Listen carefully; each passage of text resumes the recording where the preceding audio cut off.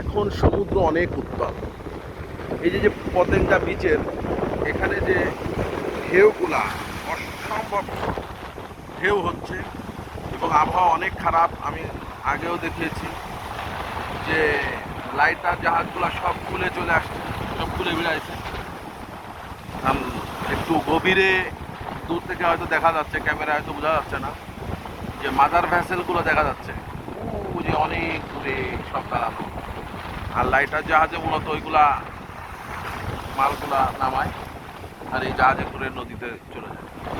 যাই হোক, এখনো আবহাওয়া খারাপ, ঢেউ দেখে বোঝা যাচ্ছে, ঢেউয়ের শব্দে সমুদ্র এখন অনেক উত্তাল, জোয়ার চলতেছে, পানি একদম এই উপরে চলে আসতেছে। এই যে আমরা যে রেলিং এর এখানে পানির সেজগুলো একদম এই উপরে উঠে চলে আসতেছে। খুবই সুন্দর করছে পতেঙ্গা বিচটা, আগে এরকম ছিল না। আমি আগে যখন এসেছি আগে তো এটা এরকম ছিল না দেখতে। এখন অনেক বৃষ্টি হয়ে গেল বলে এখন পানি সেভাবে দেখানো যাচ্ছে না। একটু পরে যখন সব টঙের দোকানগুলা ওপেন হবে, চেয়ারগুলা বসাবে, তখন হয়তো দেখতে আরো সুন্দর লাগবে। পর্যটকরাও আসতেছে। এই যে আমরা দেখতে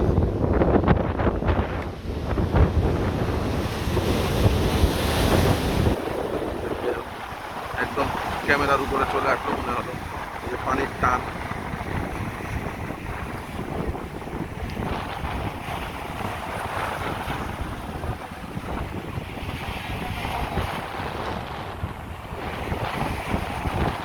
আমি এখানে এসেছি, মুস্তাফিজ ভাইও এসেছে